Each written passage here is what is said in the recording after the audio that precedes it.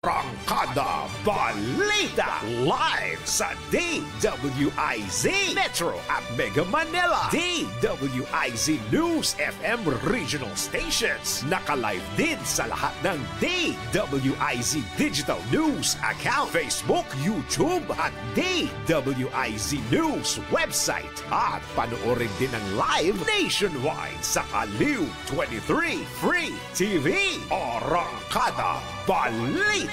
Arangkada na sina Drew Nasino at si Ate Juday Judith Estrada Larino. Gising ang morning mo sa Arangkada Balita live araw-araw Monday to Friday 5 a.m.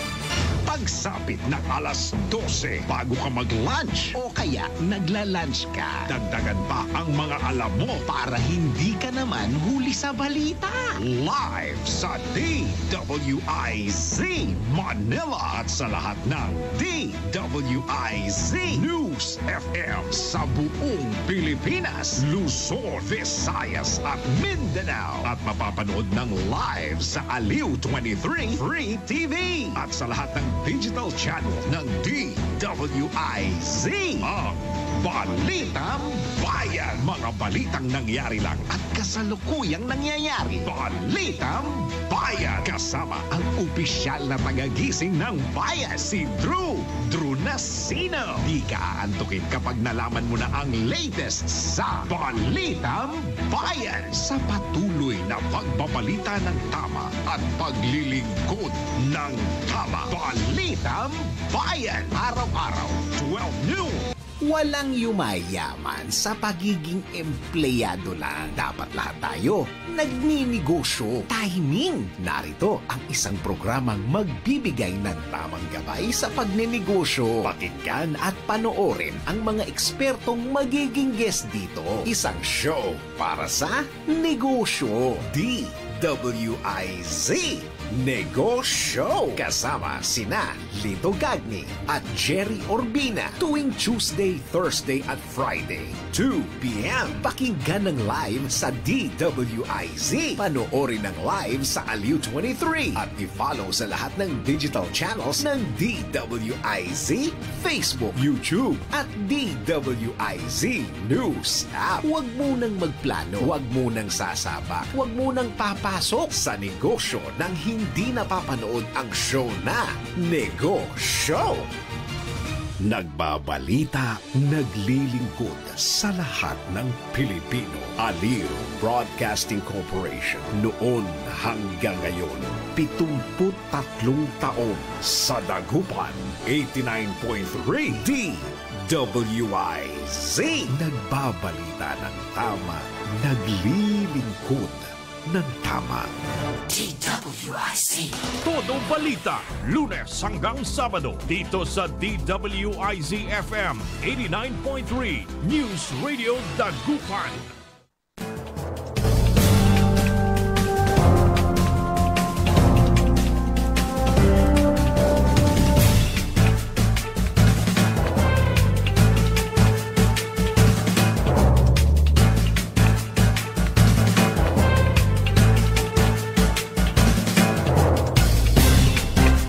Isang napakagandang umaga ang ating pagbati. Good morning, good morning, good morning, good morning, good morning, good morning, good morning, good morning. Magandang umaga po sa inyo lahat. Araw po ngayon ng Huwebes. At ngayon ay September 18, 2025.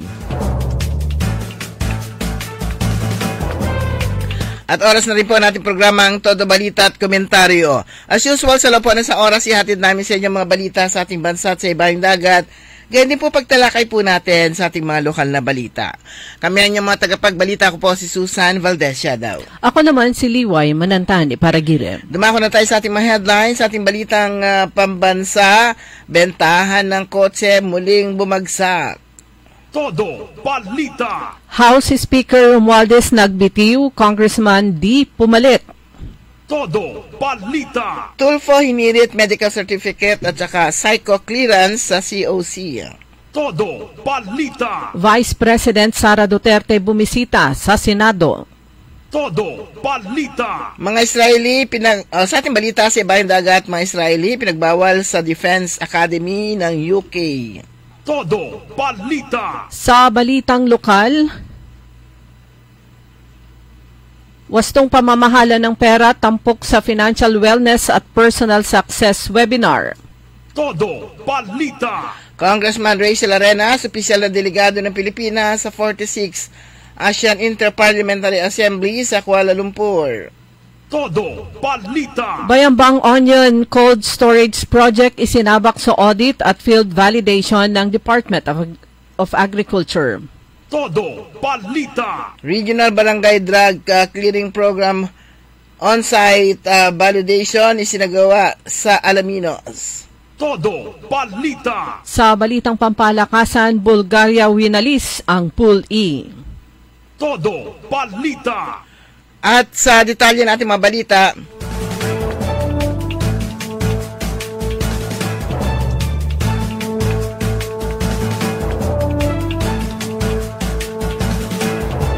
bagsak ang benta ng sasakyan sa Pilipinas nitong Agosto 2025 ayon sa joint report ng Chamber of Automotive Manufacturers of the Philippines Incorporated at Truck Manufacturers Association. Ayon sa ulat, sumadsad sa 36,174 units sa kabuang benta ng industriya nito Agosto. Mas mababa ng 5.5% kumpara sa benta noong Hulyo at mas mababa ng 7.6% kumpara sa Agosto 2024.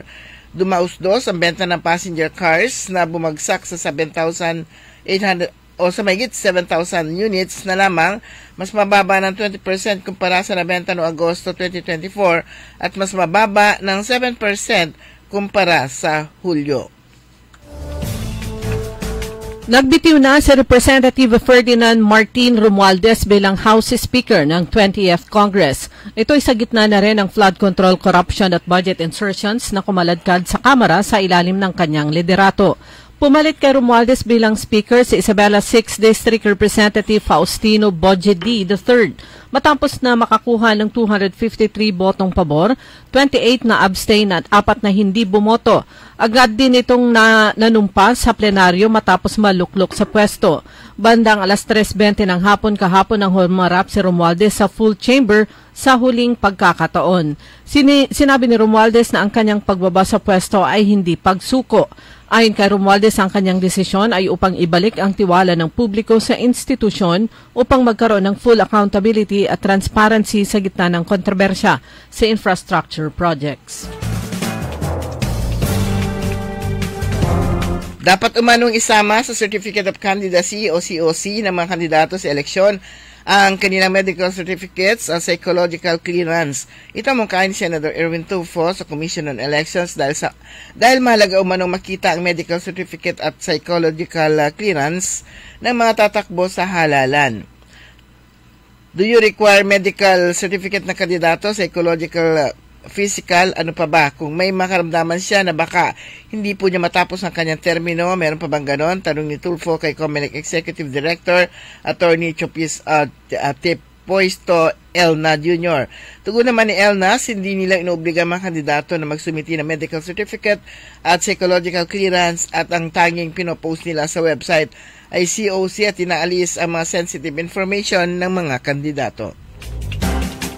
Nagtungo naman si Vice President Sara Duterte sa Senado kung saan nagtungo siya sa tanggapan ni Senator Rodante Marcoleta at Senator Ronald Bato de la Rosa. Unang nagtungo si Duterte sa tanggapan ni Marcoleta kung saan pumasok din ang iba pang Duterte senators na sina Senator Bongo at Amy Marcos. Kasunod naman na binisita ni Duterte ang tanggapan ni De La Rosa kung saan nagtagal siya ng ilang minuto. Nauna dito, pinagpaliban ng Senado ang pagdinig sa budget ng Office of the Vice President at ito ay tinakda sa Lunes, September 22. Tumanggi naman si Duterte na sagutin ang mga tanong ng media dahil boarding na daw siya at magtutungo sa Sultan Kudarat. Nangako naman si Vice President Sara na magpapa-interview sa media pagkatapos ng kanyang biyahe. Tumanggi naman si De La Rosa na magbigay ng detalye sa kanilang naging kwentuhan ng Vice Presidente. 7 sa bawat 10 Pilipino ang gusto magpaubaya ang Senado at Kongreso sa Independent Commission sa pagsasagawa ng investigasyon kaugnay ng nabunyag ng multi-billion guni-guni flood control projects. Sa isinagawang non-commissioned survey ng Bureau of Research and News Analysis Group, Lumitaw na halos 68% na mga respondent ay nakasuporta sa pagbuo ni Pangulong Ferdinand Bongbong Marcos Jr. ng Independent Commission for Infrastructure para busisiin ang maanumalyang flood control projects. Nasa 28% lang ang nagsabing hayaan ng Senado at Kongreso ang mag-imbestiga, samantalang 4% lang ang pumayag na kahit sino sa mga institusyong ito ang magsagawa ng pagbusisi sa issue. Sa face-to-face survey sa 1,200 respondents, nagpahayag din na matinanong na mataas na kumpiyansa sa mahinirang ni President Marcos na bumuo ng komisyon. Subalit si Baguio City Mayor Benji Magalong ang higit na katiwa-tiwala sa mga naitalaga. Makaraang ilunsad ang Benting Bigas meron na program para sa transport sector, partikular sa mga jeepney at tricycle drivers. Kasama ang iba pang transport workers, makakabili na rin ng Benting Bigas ang mga public school teachers at non-teaching personnel. Ito naman ang sinabi ng Department of Agriculture na bahagi ng kanilang pagtupad sa tungkulin at direktiba ni Pangulong Ferdinand Marcos Jr. na mabigyan ng murang bigas ang mamamayang Pilipino. Sa ngayon ay nasa 57,000 benepisyaryo o tao na nakatanggap na ng tig 20 pesos na bigas, 20 pesos per kilo na bigas na unang nailunsad sa Navotas City, Cebu City, Tagum City at Angeles City sa Pampanga. Target ng Department of Agriculture na maabot ang 15 milyong pamilya o katumbas ng 60 milyong Pinoy hanggang sa matapos ang susunod na taon at mapanatili ito hanggang Hunyo taong 2028 sa pagtatapos ng 6 na taong termino ni Pangulong Marcos.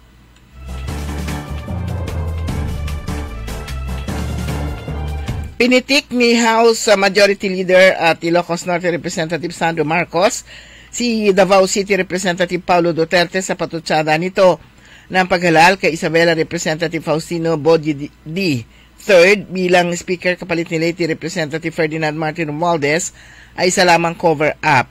Naku ma'am, baka style niya yon nung anak siya ng Pangulo.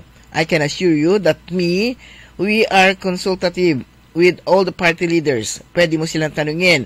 We met for plenty of weeks. Kung nagpakita sana si Congressman Pulong dito sa trabaho at sa session, makikita din niya, sabi ni Marcos.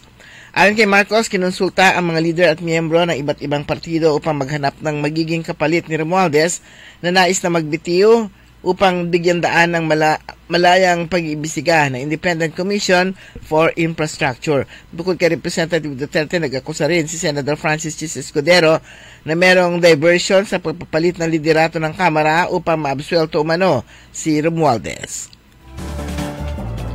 Iprinuklama na ng Commission on Elections o COMELEC ang Gabriela Women's Party bilang isa sa mga nanalong party list group sa nakaraang May 12, 2025 midterm elections. Ang proklamasyon sa Gabriela ay isinagawa sa COMELEC Main sa Intramuros, Manila kahapon. Si Gabriela First Nominee Sara Elago ang tumanggap ng Certificate of Proclamation mula sa COMELEC na tumatayo bilang National Board of Canvassers. Noong linggo, unang inanunsyo ni COMELEC Chairperson George Erwin Garcia na ang Gabriela ang makakakuha ng ika-64 na party list seat sa Kamara. Bilang pagtalima ito sa constitutional requirement na ang mga party list representatives ang siyang bubuo ng 20% ng membership ng Kamara. Ang Gabriela ay nakakuha ng kabuuang 256,811 na boto sa midterm elections. Dumako naman tayo sa ating balita sa Ibayong Dagat. Hindi na tatanggapin ng United Kingdom ang Israeli sa prestihiyosong Royal College of Defense Studies simula sa susunod na taon bilang tugon sa naging hakbang ng Israel sa Gaza. Iniulat ng The Telegram nitong linggo. Kinumpirma ng UK Ministry of Defense na unang pagkakataon itong ipinatupad mula na maitatag ang kolehiyo noong 1927 sa ilalim ng vision ni Winston Churchill na layong magtaguyod ng international na pag-unawa sa mga leader militar at sibilyan. Ayon sa tagapagsalita ng Ministry of Defense, mali ang naging aksyon ng Israel sa Gaza kaya't minabuting bawiin ang kanilang access sa nasabing akademya. Samantala, kinundin na ito ng Israel na ayon kay Amir Baram, Director General ng Israel Defense Ministry at dating graduate ng kolehiyo, ito ay isang nakakahiya at diskriminatoring hakbang at isang paglabag sa tradisyon ng Britanya. Dumako naman tayo sa mga balitang lokal sa bayan ng Bayambang upang higit na mapalakas ang kaalaman at kasanayan ng mga kawani ng lokal na pamahalaan sa wastong pamamahala ng pera at pagtatamo ng personal na tagumpay. Isinagawa ang Financial Wellness and Personal Success Webinar na may temang Managing Your Money from Debt to Savings. Ito ay ginanap sa Sangguniang Bayan Session Hall via Zoom. Sa pangunguna ng Business Permits and Licensing Office ng Bayambang, katuwang ang Bankers Institute of the Philippines, ang aktibidad ay nagbigay ng mahahalagang kaalaman sa financial literacy kung saan itinuro ang mahalagang kasanayan sa paghawak ng pagpapalago ng pera at personal success na tumalakay naman sa mga pagpapahalagang kailangan upang makamit ang kalayaang pinansyal. Layo ng nasabing programa na magbigay ng praktikal na kaalaman at inspirasyon para sa mas maayos na financial stability at personal growth sa mga kawani, bilang bahagi ng patuloy na pagsuporta ng lokal na pamahalaan ng Bayambang sa kapakanan at profesional na pag-uunlad ng mga empleyado nito. Kasalukuyang nasa Kuala Lumpur, Malaysia, si Pangasinan 3rd District Congresswoman Rachel Arenas bilang opisyal na delegado ng Pilipinas sa 46 ASEAN Interparliamentary Assembly o AIPA General Assembly mula September 16 hanggang 22, 2025.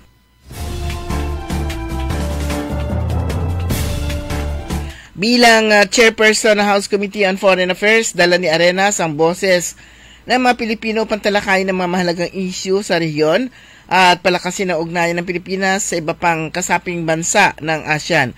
Ang AIPA ay taon ng pagtitipon ng mga parlamento mula sa bansang kasapi ng ASEAN upang magbahagi ng impormasyon, magtaguyod ng kooperasyon at isulong ang inklusibong paglago at pangmatagalang kaunlaran ng ASEAN community.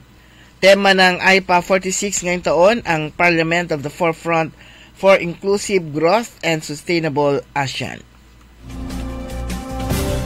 Dahil health is wealth, prioridad ni Governor Ramon Gico III ang kalusugan ng bawat Pangasinense. Kaya't nagtipon ang Provincial Health Office kasama ang iba't ibang LGUs at school representatives para sa Provincial Nutrition Council 3rd Regular Consultative Meeting na ginanap kamakailan. Tinalakay ang mga hakbang laban sa malnutrisyon at paano masisiguro na healthy at active ang bawat bata at pamilya sa Pangasinan.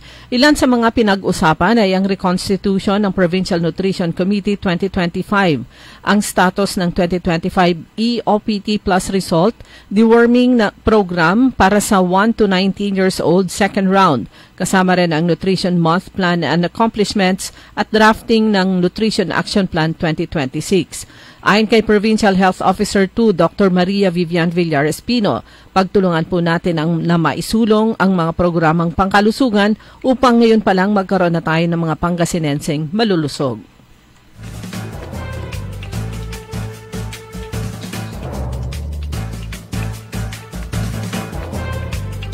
Sa bayan pa rin ng Bayambang, hindi nagpahuli ang malikhaing lutong Bayambang sa pagsisimula ngayong September 17 ng Aligwas Busnes Expo 25 Food Innovation Bazaar, isang 3 araw na pagtitipon na magtatapos sa September 19 na matatagpuan sa PSU Bayambang Campus Grounds. Tampok dito ang mga pagkain hinubog ng tradisyon, ngunit pinayaman ng makabagong teknolohiya, kasama iba't ibang produkto mula sa iba pang bayan ng Pangasinan. Sa pagtutulungan ng Pangasinan State University, DOST Food Innovation Center at mga lokal na entrepreneur, layunin na expo na ipakita kung paano maaring pagsamahin ang kultura at agham upang makalikha ng mga dekalidad at makabagong produktong handang pumasok sa mas malawak na merkado. Mula sa mga tradisyonal na kakaning may modernong twist hanggang sa bagnet, bagoong at mga plant-based snack, ay naging patunay ang mga ito na kaya makipagsabayan ng mga produktong bayambanggenyo sa larangan ng food innovation. Nagtapos kahapon ang 3 araw na Sindaranay 2 Creative Region 1 Summit 2025. At ang 3 araw na aktibidad ay ginanap sa Season Auditorium sa Capitol Complex sa Lingayen. Saang lokal na pamahalaan ng Lingayen sa pamamagitan ng kanilang Municipal Tourism Office ay nakibahagi sa 3 araw na event kasamang iba pang LGU sa lalawigan ng Pangasinan. Highlight sa nasabing summit ang significance ng creative industries sa economic growth at promosyon ng cultural identity. Sa pangatlong araw na pinag-usapan ang methodology sa pagsasagawa ng Amianan Cultural Studies, patungkol sa intellectual property rights at paper presentations naman ng Pangasinan at Ilocos Studies. Ang nasabing mga usapin, in-emphasize ang kahalagahan ng pag-preserve at pag-promote ng rich cultural heritage ng Rehiyon 1.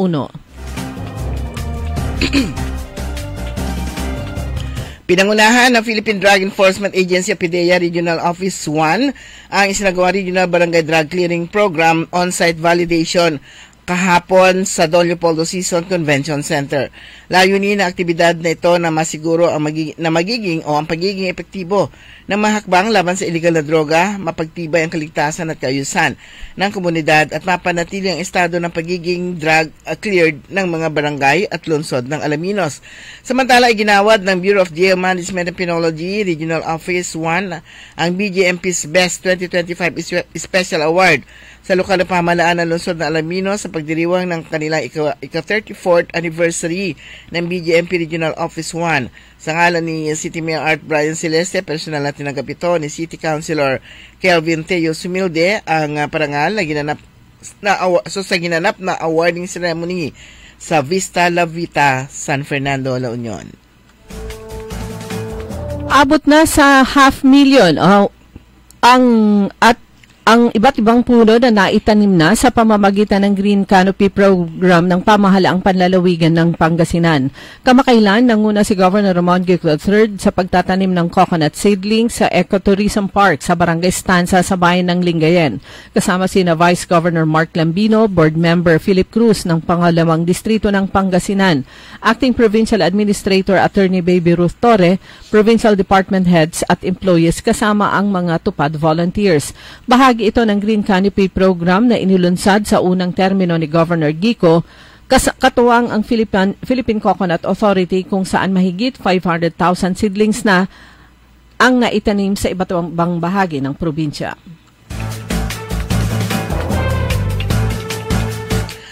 Sa bayan ng Mangaldan, isinagawa ng Department of Social Welfare and Development o DSWD Region 1, katuwang ang Municipal Social Welfare and Development Office, ang huling distribution ng food packs para sa 33 Child Development Center sa bayan bilang bahagi ng kanilang supplementary feeding program kahapon September 16 o nung Miyerkules September 16. May kabuang halaga na mahigit 3 million halaga ng food packs na laan sa mga mag-aaral sa iba't ibang barangay.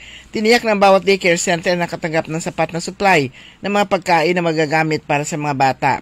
Layunin ng programa na magbigay ng karagdagang pagkain sa mga bata mag-aaral upang mapabuti ang nutrisyon ng mga bata at malabanan ang malnutrisyon.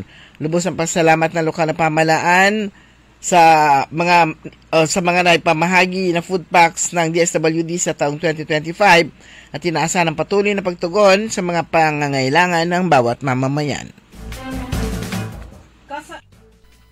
Kasalukuyan namang nasa Kuala Lumpur, Malaysia si Pangasinan 3rd District Congresswoman Rachel Arenas. Ito ay bilang opisyal na delegado ng Pilipinas sa 46th Asian Interparliamentary Assembly, General Assembly mula September 16 hanggang 2022. Bilang chairperson ng House Committee on Foreign Affairs, dala ni Congresswoman Arenas ang boses ng mga Pilipino upang talakayin ang mahahalagang isyu sa rehiyon at palakasin ang ugnayan ng Pilipinas at iba pang kasaping bansa ng ASEAN. Ang ASEAN Interparliamentary Assembly ay taunang pagtitipon ng mga parlamento mula sa mga bansang kasapi ng ASEAN upang magbahagi ng impormasyon, magtaguyod ng kooperasyon at isulong ang inklusibong paglago at pangmatagalang kaunlaran sa ASEAN community. Tema ngayong taon ang Parliament at the Forefront for Inclusive Growth and Sustainable ASEAN.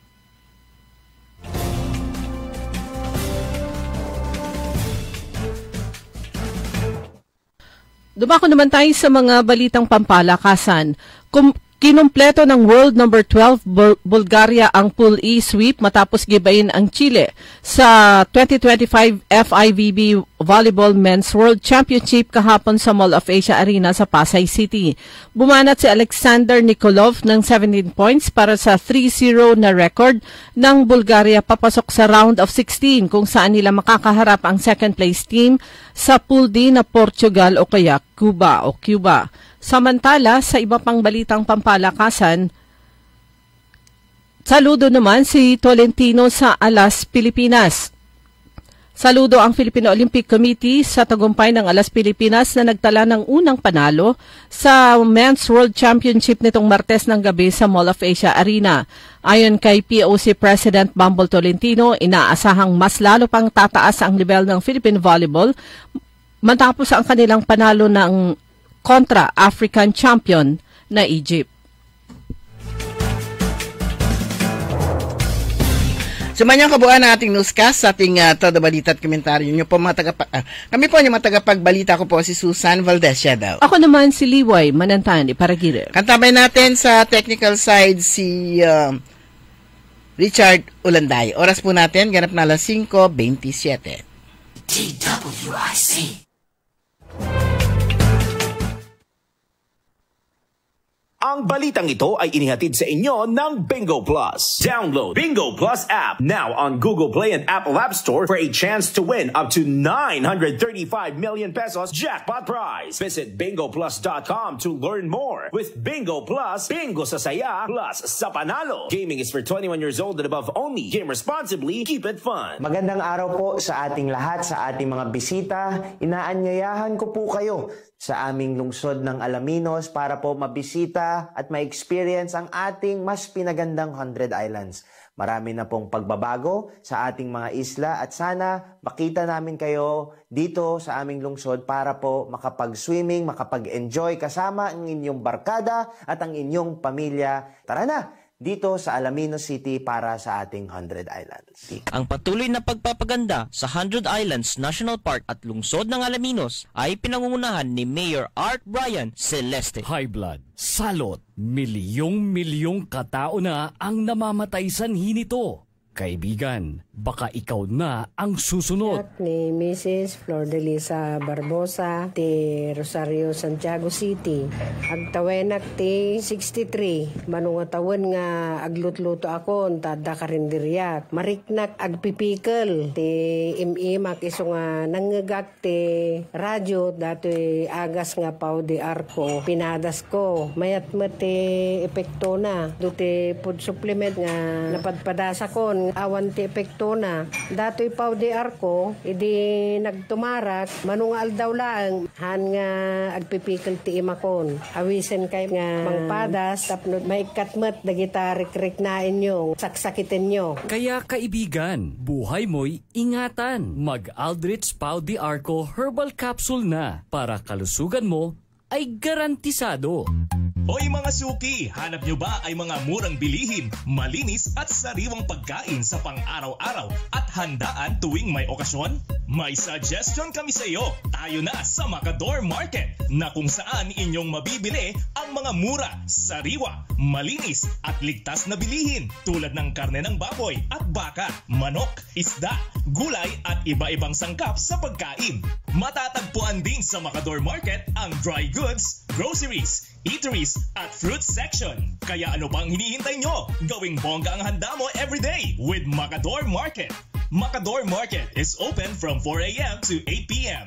Visit us at Macador Market, Galvan Street at Zamora Street sa downtown Dagupan City. DWIZ. Liway Manantan at Susan Yadaw sa Todo Balita.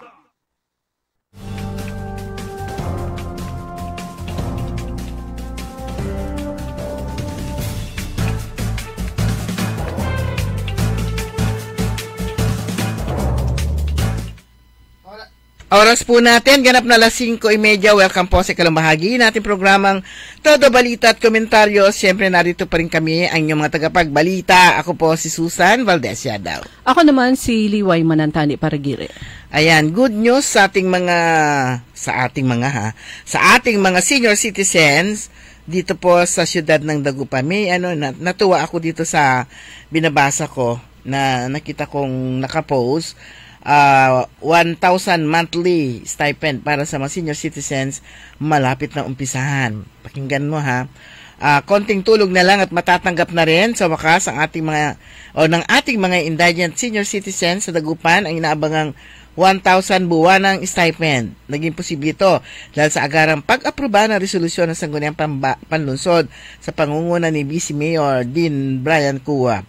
Malaking bagay ang tulong ng pinansyal na ito para sa ating mga senior citizens na mahihirap, may sakit, mahina, may kapansanan, walang permanenteng kita at walang inaasahang suporta mula sa pamilya. Siyempre habang binabasa mo to na merong nagpa-flashback sa sa likod ng isip mo, yung mga nakaraan na kino-cover natin. Ang resolution ito may pamagat na authorizing Mayor Belen Fernandez to enter into a specific implementation agreement with the Department of Social Welfare and Development Field Office 1 represented by Regional Director Marie Angela S. Gopalan relative to the implementation of social pension for indigent senior citizens. Okay. So ano pala to? Sa national ito, hindi magagaling sa local, yung kanilang pondo. Yan. Relative to the implementation of social pension for indigent senior citizens, including the transfer of funds to the local government unit. Matatandaan hindi ito pinasa ng 7 majority councilors noong nakarang termino 2022-2025 bukod sa budget ng mga mahalagang proyekto at programa ni Mayor Belen Fernandez. Pero national yan. National. DSWD, ibig sabihin. Oo. Kaya doon ako natawa sabi ko, ano ba naman itong news na ito, may matatandaan.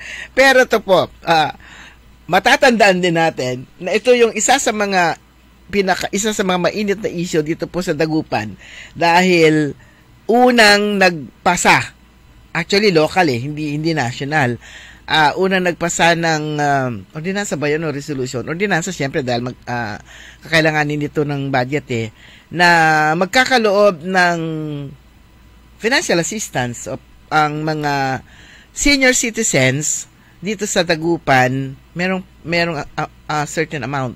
Kung magkano yung tatanggap, hindi ko na maalala kung magkano Vinito yun ni Mayor. Hindi niya Nipasa nila kasi 7 sila Pero hindi niya pinirmahan. Vinito niya to pinirmahan. Pagkatapos noon, nagpasa yung minority ng resolution, same ordinance or resolution. Iba lang yung title. Hindi, pareho lahat. Dinagdagan. Amount lang ang dinagdagan, tapos claim na nilang sa kanila. Amount lang ang nilagay nila. Ay, pwede pala yon. So parang dinagdagan. Kung pwede naman pala yan di mas dagdagan natin. Sabi ngayon ng majority that time. Oo, kasi sila hindi naman nila pwede ipasa kasi hindi sila pwede magpasa kasi nga kulang. So pwede lang magpasa yung itong majority. So nagpasa sila ng mas mataas ulit. Pwede naman pala para mas masaya yung ating mga senior citizens. Gawin na lang natin ganito. Pero hindi na natin maano po exact yung amount. Ano po mga kaibigan? Kasi kung halimbawa kung 500 ang pinasa ng i-final ng majority, ginawa nila 1,000, ginawang 1,500 naman ang para kasi wala nangyari. At ito pa, nagkaroon ng committee hearing. Kung natatanda mo yung time na yon, yung committee hearing, yung mga senior citizens, ayaw nila ng Ayaw nila yung malaki. Ayaw nila. Tapos, meron pang mga umattend sa committee hearing. Oo, may umattend na. Basta ayaw nila. Ayaw nila. Ibigay na lang daw sa Basta, kailangan daw ng scholar. Basta merong silang sinasabing, yung pera, ibigay na lang sa ganitong pondo, mas kailangan nila. Parang ganon. May pondo nga Kaya yun yung nakakapagtaka na ayaw nila. Yun. So, ang dami pong ganon na ipinapasa ang majority 7 noon. Para naman sa mga mamamayan dito sa lungsod, para naman sa tao. Meron pa yung natatandaan ko yung para sa SK. SK ba yun? O barangay? yung barangay na mga basurero, parang ganon, at saka yung mga naghahakot ng basura, mga ganon, itinataas din yung ano rin nila Yung kanilang allowance. Oo.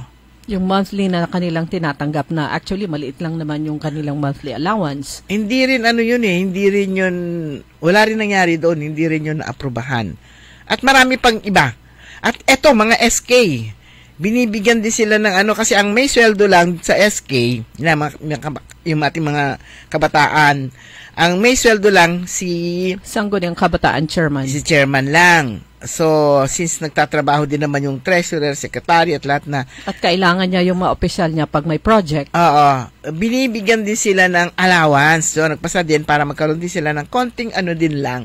Hindi naman yung sweldo Baga sa para hindi rin yung honorarium. Honorarium, pero malit lang na amount. Kaya allowance. Allowance, transportation, something. Hindi rin naman dumadalo naman ngayon yung mga yung mga lalong-lalo na yung pinaka-head nila ng Sangguniang Kabataan noon. Si Benavides. Oo. Merong dumalo, isa, dalawa. Ganun lang. Siyempre gusto nila. Pero iba talaga, hindi talaga nagpakita. Yun. Nakakatuwa. Kaya natawa ko dito. Hindi ipinasa ng nung... Bumalik na naman sa sabi ko, Majority 7. Sabi ko, ba't may ganito? Sabi ko gano'n Sila na yung nakaupo. Bakit pati doon sa news nila? Kasi ito maririnig natin sa mga pahayag minsan pahayag ni Mayor mismo, pag nagsalita si Mayor, laging merong biglang may bigwas, ganyan. Hindi yan noon, ang bunog, kanto. Pati dito sa news, natawa talaga ako dito. Matatandang, hindi ito pinasa ng 7 majority councilors nung nakaraang termino. Hindi naman, kung ito, hindi pwedeng hindi ito ipasa, lalong-lalo na kung talagang kailangan at national government ang mag-implementa nito.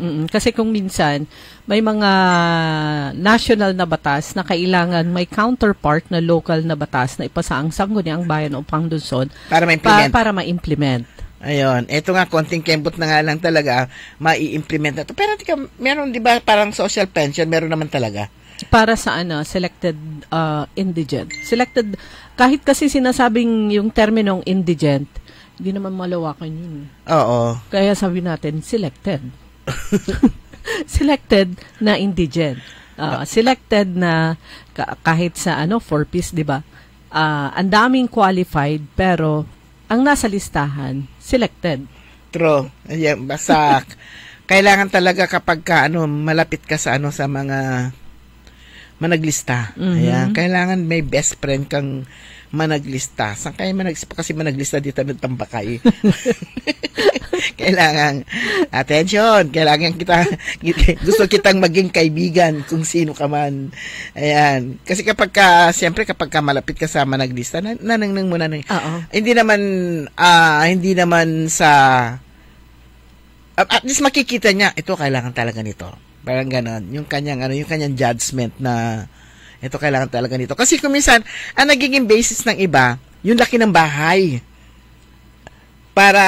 Yun yung nagiging basis nila para masabing hindi mo kailangan. Masabing indigent. Oo, kasi merong mga bahay talagang may size. Kailangan ba yung bahay mo nagigiba para para ka ma-qualify? Pero wag ka, maraming ang bahay nila hindi maganda o kasi itsuray abungda. Pero marami siyang ayuda mula sa kanyang mga anak na nasa abroad o mga anak niya na nandito. True. O meron din meron siyang bahay na medyo malaki. Tapos siyempre, ama na to lagi o anto.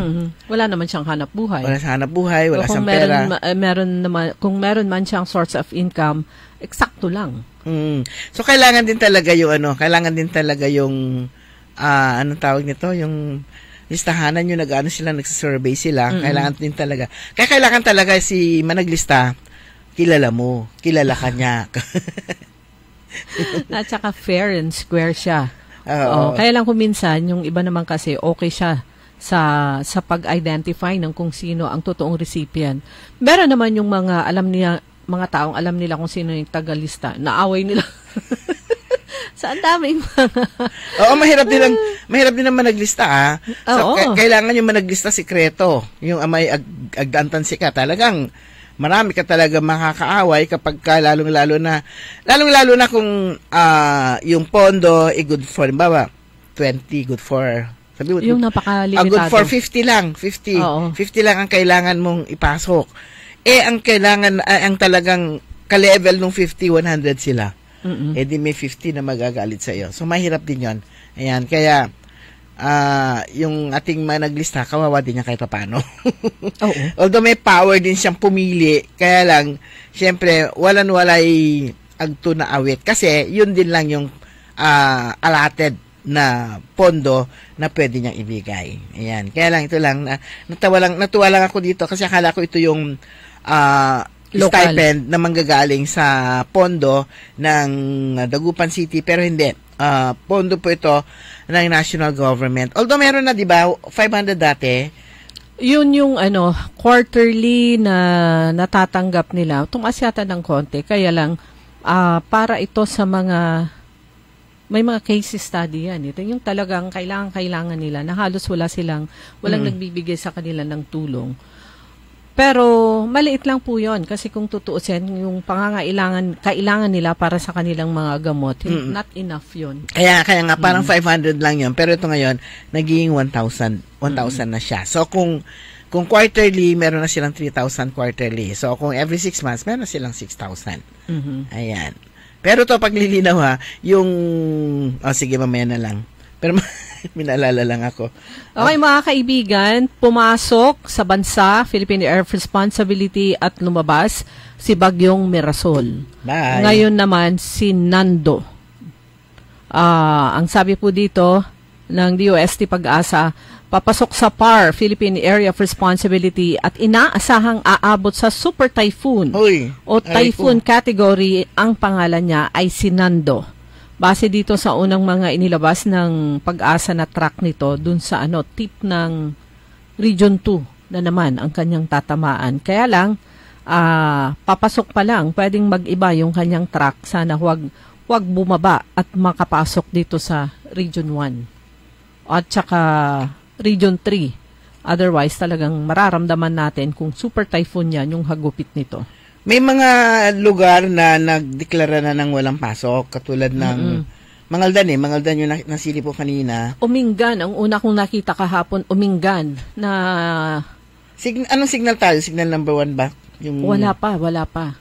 Si Mirasol, hindi ko alam kung nagkaroon ng typhoon signal. Pero may signal number 1 na to. Signal number 1 kahapon. 17 kahapon, di ba? Northern portion ng Eastern Pangasinan sa under tropical cyclone signal, wind signal number 1. Yan. Si Mirasol. Pero lumabas na siya. Pero nagdulot naman siya ng pagbaha sa ilang bahagi sa 6th District, Umingan at saka Balungaw. Palagay ko super silted na yung ilog na nagko-connect sa dalawang bayan. Magkatabi po ito sa 6th District ng Pangasinan.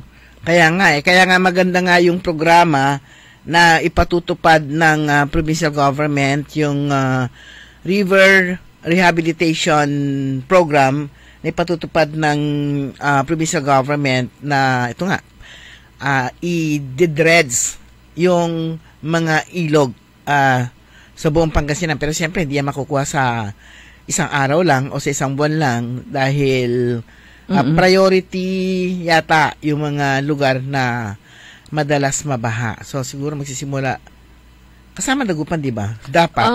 Ang Kalasyaw. Pero ang pinakaunang nabanggit ay yung, nakalimutan ko kung anong pangalan ng ilog doon sa may Infanta. At syempre dito sa Limahong Channel, sa Lingayen. At yun nga, nagsimula na pong umikot, nakikipag-ugnayan na si Governor Gico sa mga LGUs para sa pagpapatupad nga po nito, paglilinis ng mga ilog. Kasi marami ng mga patay na ilog. Yan, mga patay na kasi talagang silted na sila, wala na silang tubig, wala na silang, mababaw na. Kaya kapag dumating ang bagyo, dumating ang ulan, ayan, mabilis mapuno, kaya mabilis bumaha. So excited yung ating mga yung ating mga LGUs, mga local chief executives, kasi nga siyempre hindi na sila gagastos. Pondo ng ng provincial government. Actually, sabi 'di ba, ang gagastusin lang ng provincial government yung mga yung contractor. Ang gagastusin nila yung mga kung ano mga dapat na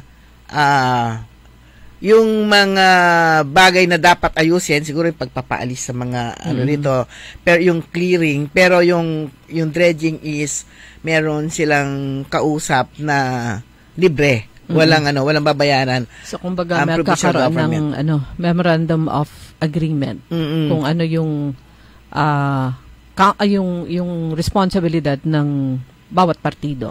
At ang lang talaga dito, ito yung gusto naman ni Congressman Marco Juangco, whatever silt na makukuha nila, iiwanan nila doon sa bayan na pagkukuha na nila. Halimbawa sa Lingayen, kung gaano ilang toneladang lupa o silt, putik, buhangin na makuha nila, ay iiwanan nila sa Lingayen. So yun naman, para sa mga kanilang mga kababayan, mga mabababang lugar, para magkaroon sila ng libreng pagkukunan ng panambak. Kasi ngayon talagang kailangang mas mataas ka kaysa sa dagat. Oo. Naalala ko lang nung former Mayor Brian Lim, isa yan sa mga pinag-uusapan noon, yung mabawasan yung silt dito sa Bukana, sa Delta, ng Bukana ng Pantal River. Ito po yung sa pagitan ng Pugaro at saka Sabangan dyan sa Bunuan, Guset. Kaya lang it will take, syempre kailangan pa rin yan ng study, gaano kalalim, kasi pag-aaralan din yung flow ng tubig palabas. Hindi pwedeng basta i-dredge, tanggalin yung nakabara o silt sa ilalim dyan sa Bukana. Hindi lang basta tanggal, kasi titingnan nga yung flow ng tubig, baka mamaya sobrang bilis naman palabas, maapektuhan naman yung ibang mga gumagamit ng tubig ilog. Like for example, yung mga fish ponds, yung iba, yung mga fish pens. So, lahat binabalanse. Pero ito ay napakagandang programa ng na naisip po ng ating provincial government, syempre sa tulong ng Sangguniang Palalawigan, headed by Vice Governor Mark D. Guzman Lambino. Palagi po ang pag nagpaplano at gustong mag-implement ng programa o proyekto ang ating gobernador sa Pangasinan, long-term palagi yung nasa isip niya. Pakikinabangan ng mga tao, pakikinabangan ng Pangasinenses 10 years, 20 years, or even more after ng kanilang mga termino. Pero itong flood control program na ito, sabi gano'n isa lang to sa mga modalities ng flood control, yan, program. Pero hindi ito infra. Yun, lilinisin muna ang mga ilog. Kasi yun, hinahanap nila, actually, sabi nga ni Vice Governor, kinikreate na yung opisina o magkakaroon ng opisina na yun lang ang tututukan lang nila. Yung mga kung paano itong mariresolve nga yung pagbaha dito po sa lalawigan ng Pangasinan. Pero pagpapatuloy po natin yan mga kaibigan, sa ating pagbabalik oras po natin, ganap ng 5:48. That time check was brought to you by ACS Manufacturing Corporation, ISO certified world-class quality. ACS. Ladies and gentlemen, the new face of your favorite restaurant in Dagupan City. The original party place in town. The Music Warehouse Club, Dagupan City. No need to go to Manila's top bars like Silo and BSK Club. Dagupan has it all. Fully air-conditioned with free entrance, free parking, and restrooms for all. Doors open at 7 p.m. Do well, live well, and dress really well. Find us at Paris Street, Barangay Pogo, Chico. Contact us at 075-522-2617. Reserve your tables now. High blood, salot, milyong katao na ang namamatay sanhi nito. Kaibigan, baka ikaw na ang susunod. Ako ay si Maria Lunag ng Cordon Isabela, 16 years old. Yung asawa ko may diabetes, cholesterol, may high blood. Narinig ko sa radyo, mabisa daw yung Paul capsule. Bumili ako, pinainom ko sa asawa ko. Gumaling siya at lumakas. Kayo mga kabarangay ko, gumamit na kayo ng capsule. Kalusugan mo garantisado. Kaya kaibigan, buhay mo'y ingatan. Mag-Aldrich Pau de Arco Herbal Capsule na para kalusugan mo ay garantisado. Kaya sabay natin paghandaan ang kinabukasan. Sa Fortune Life, maaasahan mo tapat ako compulsory insurance coverage for agency-hired migrant workers, Fortune Life Insurance. Securing your tomorrow today. Uy suki, manaanap kayo na mamuran sa saliwan? Malinis tan sariwan panangan para agaw-agaw yapon siya no walay okasyon? Walay suggestion meet si kayo.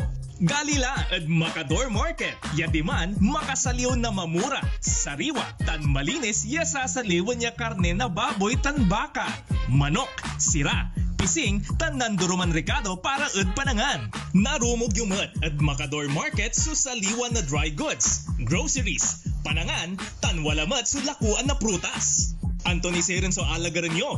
Gawa yung nanduruma supon sayo agaw-agaw at Macador Market. Lukas agaw-agaw sa Macador Market. Manlapon alas 4 at palbangon. Hanggang alas 8 yalabi. Bisita kila at Macador Market. Galvan tan Zamora Street. Jad Downtown at Syudad na Daguban. DWIZ Liway Manantan at Isusan Yaraw sa Todo Balita.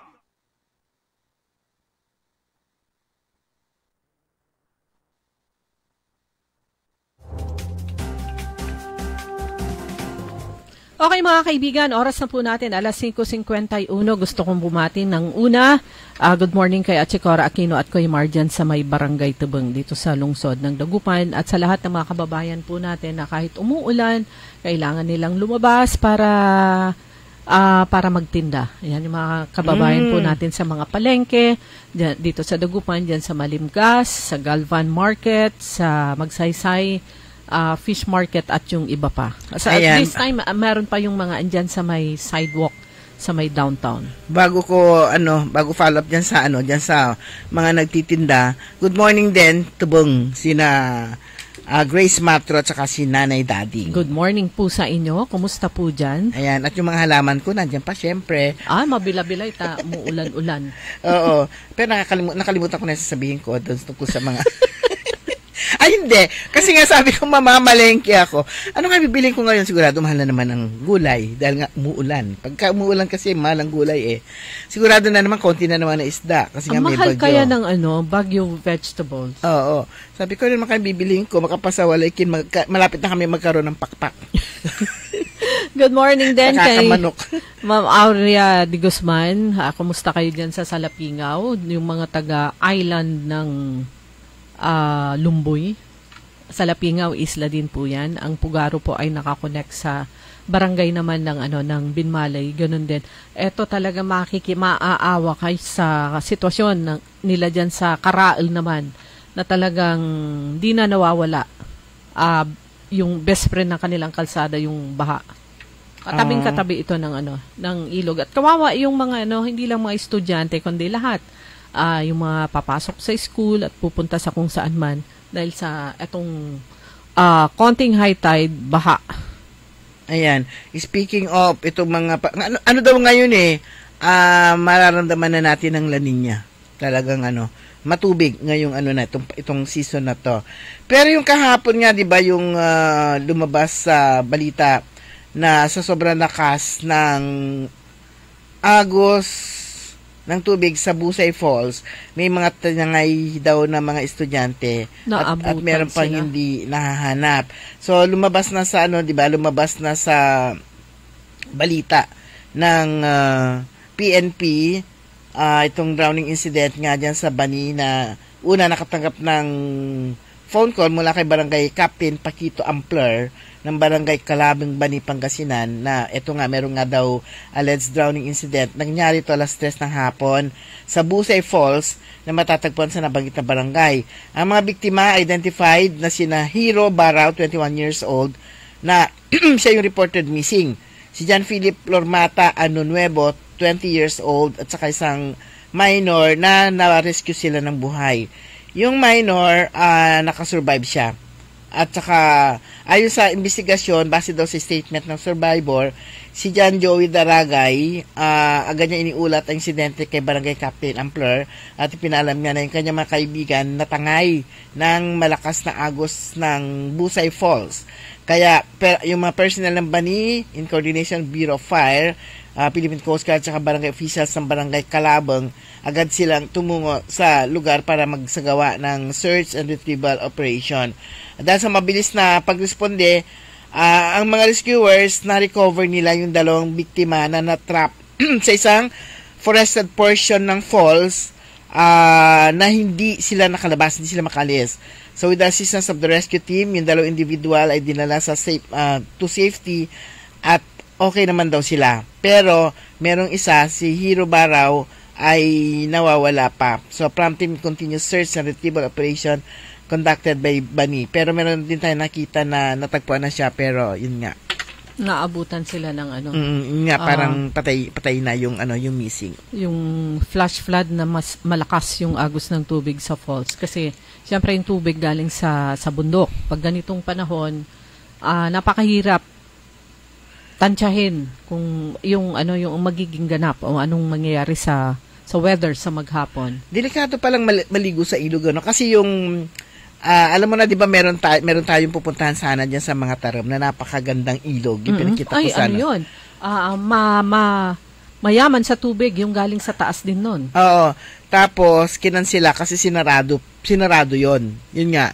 Dahil bigla-bigla daw, merong rumaragas ang tubig na hindi inaasahan. So, bigla-biglang dumadating yung tubig. Kaya, ingat-ingat po sa mga panahon na akala ninyo ay napakaganda ng panahon. Hiking kayo, ayan, mag-hike o kaya pupunta sa mga ilog o kaya sa falls. Ingat-ingat lang. Kung sa panahon na to na tag-ulan, iwasan muna. Dito muna kayo sa flatland. Oo, picnic na lang sa resort. Ayan, sa resort. O kaya punta kayo sa may kasi kung mahilig maligo, area. Kung mahilig mag-swimming, sa swimming pool na lang muna. At pag sa mga beaches naman, pag may advisory, ang LGU o ang anumang departamento na ahensya ng gobyerno, pag sinabing bawal munang maligo, sundin nyo po. Kasi hindi lang yung buhay nyo yung nire-risk ninyo, pati yung mga lifeguard. Kasi kung minsan meron yung walang gale warning. Oo. So pwedeng maligo pero malakas pa rin yung alon. Parang ganon. Nakakatakot pa rin. Kung mahusay ka lumangoy, pero kung minsan meron din yung mga mahusay lumangoy na nadadali rin. Pero yun na nga lang po, ingat na lang po palagi. Lalong-lalo na kapag dagat, ilog, o kahit mga falls. Kahit pa swimming pool. Kasi lalo na yung mga falls, napakalayo po niyan sa Kabihasnan. So yung rescue, maganda kung rescue and retrieval. Rescue and, yung una? Retrieval kasi pag may nangyari na re-retrieve na lang yung body. Rescue kung buhay pa. So, yun. Search and rescue. Search and rescue o kaya search and retrieval. Pero ito yung isa sa mga updates ng Pag-asa, pero posted ito 7 hours ago. Nando is here. Nando Magsaysay. Tuluyan nang pumasok sa PAR ang bagyo na patuloy na binabantayan sa Pacific Ocean sa huling namataan sa silangan ng Luzon. At ang pangalan niya ay si Nando. At patuloy itong lalakas habang binabaybay ang mainit na Philippine Sea at habang tinutumbok pa rin ang extreme northern Luzon. Ito palagi, extreme. Pag sinabi extreme, kakagupitin na naman niya ang Luzon o kaya Northern Luzon. So, yan po yung, kahit mga contractors, yung mga gumagawa ng kalsada o kung anumang project niyan, imbis na mapabilis nila, bibilisan na nila, biglang mahihinto na naman kasi hindi sila pwedeng magbuhos ng semento kasi masisira din. Ayan. Yan, bilis ng oras natin. Good morning kay Mamata and Tropa. Yan. At kay DC Vian, Venice Chua. Sina Jerome. Polly. At JR. Yaya. Si Ludi. Rolly Soriano, good morning. Watching daw siya. Si Sir Nap. Si Sir Nap ko. Tsaka si Rodelidades. Rafael Acosta. Jelly Laifica. Rolly Soriano, Ernesto Mosada, Julius Arates, Graciela Matros, Francis Dan Cachico, Cardito Bandong, Saldi Daduya, Josie Lieda, si Marvin, Madam Rosque, good morning. Nadong, si Randy Manawis, Glory Sanchez Maramba, at saka si Emma Agaheto Benjamin. At saka si Marie at si Nino dyan sa may Doris Canteen sa Capitol Complex. Yung ating suki din dyan sa Chevrolet, yan. Nakalimutan ko na pangalan, yung finance officer niyo. At syempre si Kuya Benji Tan. Good morning. Oo, nag-enjoy naman sila. Talaga naman. At saka si Sir Bing ng Bedbox. Welcome nice back. to see you again. Oo, welcome back. Nako, parang nakakatuwa din kasi ito napaka alinyado.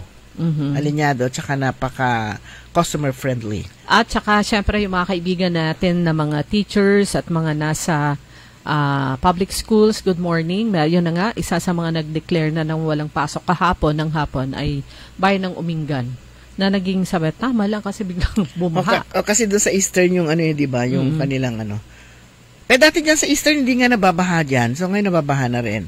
So kailangan talaga, babalikan natin bukas yan, yung yung mga yung update. river rehabilitation program po ng provincial government.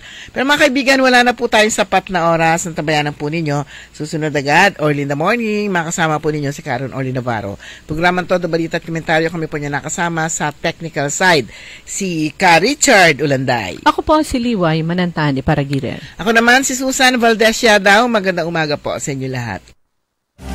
Sumainyo ang Todo Balita, Lunes hanggang Sabado, dito sa DWIZ FM 89.3 News.